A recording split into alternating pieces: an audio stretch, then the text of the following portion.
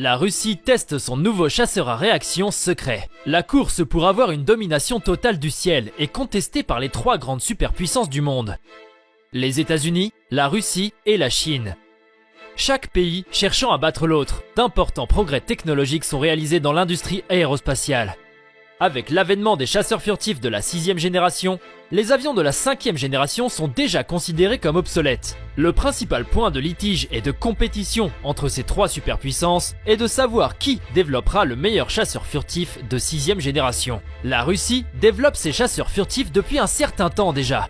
Le Tsukhoi Su-57 a été annoncé pour la première fois en 2002. Depuis, il a dû faire face à de nombreux retards et problèmes. Mais le programme a persévéré et le chasseur furtif serait presque terminé. Le premier vol inaugural pour le Su-57 se déroula en 2011.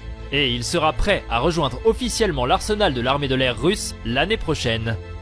Il est destiné à remplacer les MiG-29 et Su-27 de 4e génération dans l'armée de l'air russe. Si l'on en croit les rapports faisant surface sur les capacités des Su-57, alors ce sera sûrement un digne concurrent aux F-35 et F-22 qui font actuellement des États-Unis le roi incontesté du combat aérien et de la reconnaissance. Pourquoi le Su-57 est-il une menace pour les F-22 et F-35 ? Le Su-57 est, à tous les niveaux, un formidable chasseur furtif. Selon les rapports, il sera propulsé par deux moteurs AL-41F1 de haute performance. L'un des principaux problèmes auxquels cet appareil a été confronté au cours de sa phase de développement était le moteur. Le temps et les efforts déployés par les ingénieurs russes pour résoudre ce problème ont certainement porté leurs fruits, car le AL-41F1 s'est avéré compétent et fiable.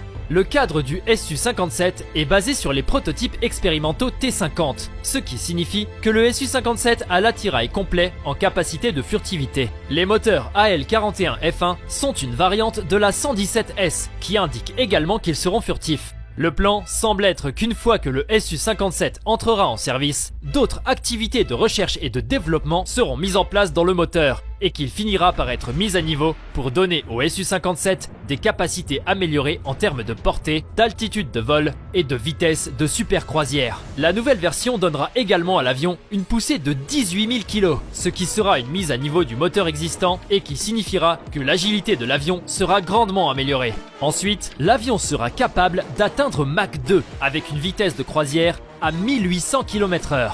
Pour tenir compte de ces vitesses extrêmes, la cellule est capable de gérer jusqu'à 9 G de force. La composante principale du Su-57 est sa capacité de furtivité, et elle ne déçoit pas. Il intègre à la fois des matériaux absorbant les radars et des systèmes de compteurs embarqués. Le cadre de l'aéronef est également spécialement conçu pour minimiser sa signature radar. Les moteurs peuvent atteindre des vitesses supersoniques sans laisser derrière eux d'importantes traces qui peuvent être facilement captées par les radars. Les capacités de reconnaissance ne sont pas une blague non plus. Le système avancé de réseau radar phasé actif, APRA, qui sera équipé dans l'avion, lui donnera des capacités de balayage latéral et prospectif. Le Su-57 aura la capacité de suivre et d'engager plusieurs cibles simultanément en raison de son système radar de pointe. Il aura la capacité d'ouvrir le feu sur des cibles terrestres et aériennes. Le cockpit du Su-57 est conçu de manière à donner au pilote une visibilité maximale et la possibilité de lire facilement toutes les entrées numériques de ses différents capteurs. La puissance de feu du Su-57 est également très impressionnante. Bien qu'il soit enveloppé dans le secret, certaines rumeurs indiquent que des armes spécialisées qui seront utilisées exclusivement par les Su-57 sont en développement. Ce que nous savons avec certitude, c'est que le chasseur furtif comportera deux canons de la série GSH-301 de 30 mm. L'avion aura 6 points d'arrêt internes et externes. Il soutiendra le vaste arsenal de missiles que l'armée russe possède, tels que le Kh-35E qui est un missile anti-ship, le R-77 RVVMD qui est un missile air-surface, le Kh-58 USH-KE qui est un missile anti-radiation et le Kh-38ME qui est un autre missile air-surface. Dans les premières années de son service, le Su-57 sera probablement équipé de la technologie existante de missiles, jusqu'à ce que les armes spécialisées soient produites. Mode de vol sans pilote. La Russie a-t-elle réussi ? L'avenir du combat penche vers les avions sans pilote. Le succès que les États-Unis ont eu sur le champ de bataille moderne avec les drones est indéniable. Et d'autres superpuissances du monde gravitent également vers l'idée de drones et d'avions sans pilote. Il y a quelques avantages significatifs à avoir des machines sans pilote qui se battent pour vous. L'avantage évident est qu'un nombre incalculable de vies peut être sauvé grâce à cela. Le deuxième avantage, c'est que les aéronefs sans pilote repousseront les limites de ce que nous considérons comme possible et normal. Lorsqu'un homme pilote un avion de chasse, les manœuvres et les situations que l'avion peut gérer sont limitées par ses capacités. Des facteurs énormes sont les limitations physiques que le corps humain peut gérer sous le stress et la force G extraordinaire. Lorsque nous éliminons ces facteurs de limitation humaine, tout est soudainement possible. Si cela s'avère vrai, la portée de ce qui peut être réalisé avec ces avions de chasse augmentera de façon exponentielle. Ces appareils pourront faire ce qui n'est pas humainement possible. Ils seront en mesure de se déplacer et d'engager des cibles avec précision et d'effectuer des missions de reconnaissance qui étaient auparavant impossibles sans mettre en danger des vies amies. Si la Russie réussit dans cet effort de créer des avions pilotés à distance et utilisant l'IA, alors cela leur donnera un avantage significatif sur la concurrence.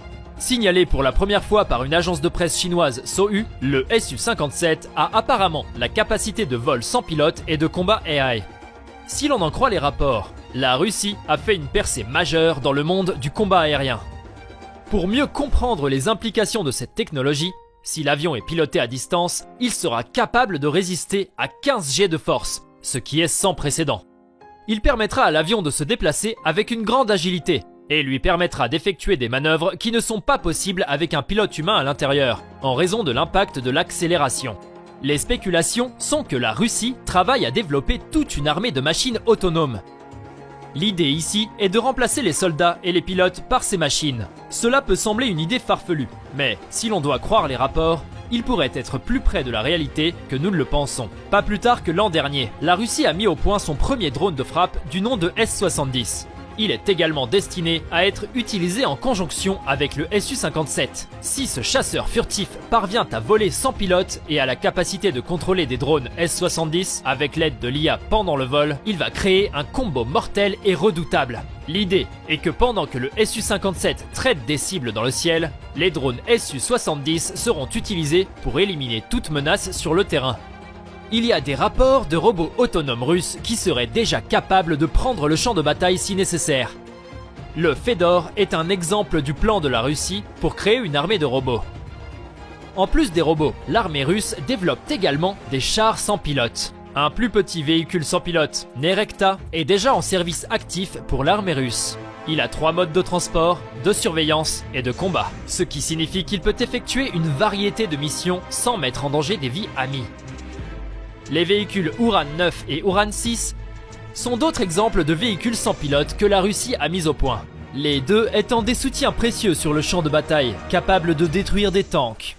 Le Vikr est un char autonome que l'armée russe a développé, principalement un véhicule de reconnaissance, mais qui a assez de puissance de feu pour tirer sur des chars et des cibles aériennes. Il est également amphibie, ce qui signifie qu'il peut fonctionner sur toutes sortes de terrains sans aucun problème. Le Su-57 promet beaucoup, et avec sa capacité de vol autonome, il pourrait tout simplement aider la Russie à prendre la couronne du ciel aux États-Unis. Les progrès réalisés dans le domaine des chasseurs furtifs sont révolutionnaires, et tout cela grâce à une saine concurrence. Nous allons devoir attendre et voir si toutes ces rumeurs sur les capacités des Su-57 s'avèrent être vraies ou non. Une chose est sûre, avec toutes les superpuissances du monde dans une course acharnée pour avoir le meilleur avion furtif, nous verrons quelques pièces d'ingénierie vraiment stupéfiantes dans les années à venir. L'incorporation de l'IA dans le combat jouera un rôle énorme pour savoir qui finira par l'emporter.